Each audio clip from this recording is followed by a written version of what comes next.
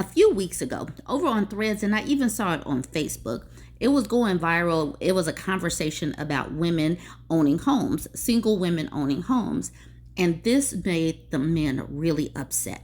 Their anger, their insecurities, their jealousy was really coming out. And it's so wild. It's just like they tell us all the time our education doesn't matter, our jobs don't matter. But this is literally women just trying to survive and thrive in this economy, in this world. Women have houses. So when I saw this title, she says, my boyfriend resents me because I own 3 houses. That's where my brain automatically went to.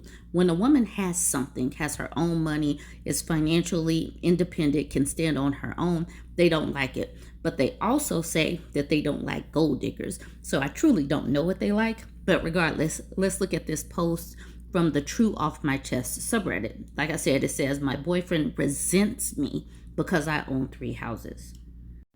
I come from a messed up family. Not going into details, but know that heavy alcoholism and hard drug use were prominent.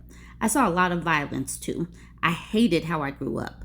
By the time I was 13, I knew college was my only way out. By the time I was in high school, I kept my grades up. I got a scholarship and went to college. Fast forward 2 decades, and now I have 3 houses, retirement accounts, a great job, and really have worked my butt off to come from nothing for all of this. I'm also divorced, but wasn't married long. He was emotionally abusive, and it did get physical a few times. He even threw a shovel at me once. It missed. He took advantage of my financial situation too, so I divorced him.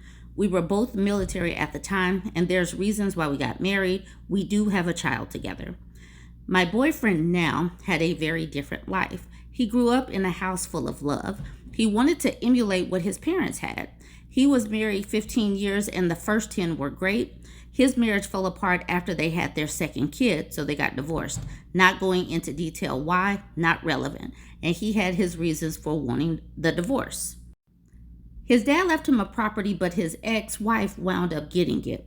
He harbors a lot of resentment towards her for that because now he can only afford to rent a duplex, and it's a constant struggle. He went through a slew of shitty women, some worse than others, and then he met me.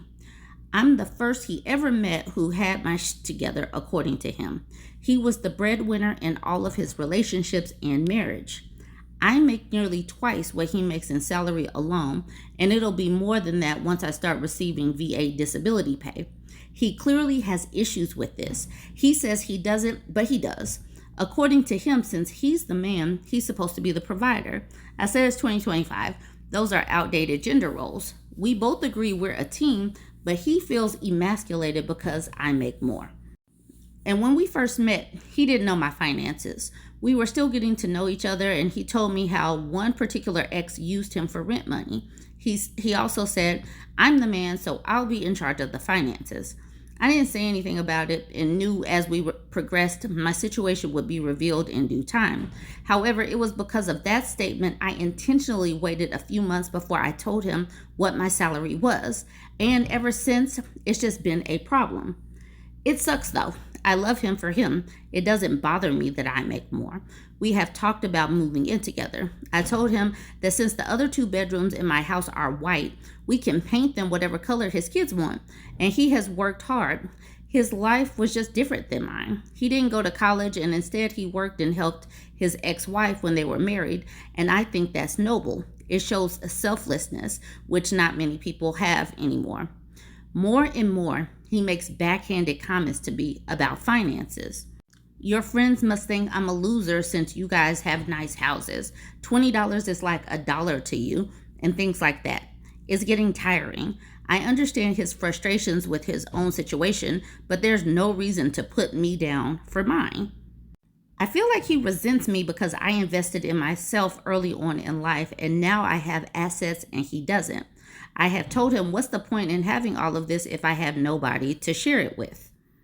So over here, he's resentful of this one ex that used to use him for rent money. He's also resentful of his ex-wife that took the property that his dad left him. And I can totally understand being resentful of that one.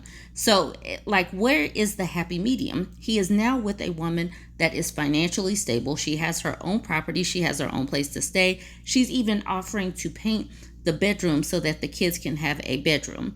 And he's still upset because he wants to be in control of the finances, basically, is what it sounds like, because he's still with this notion that men are supposed to be the providers. And many of them don't have a personality outside of that.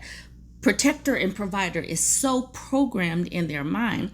We know and understand that women get programmed by the patriarchy, but many of these men and this say the exact same thing. And this is the reason why no matter the race, no matter the religion, they are all parroting the same thing. Protector and provider. I got to mow the grass. I have to clean the gutters. I have to work on the oil rigs. It's like, dude, this is 2025.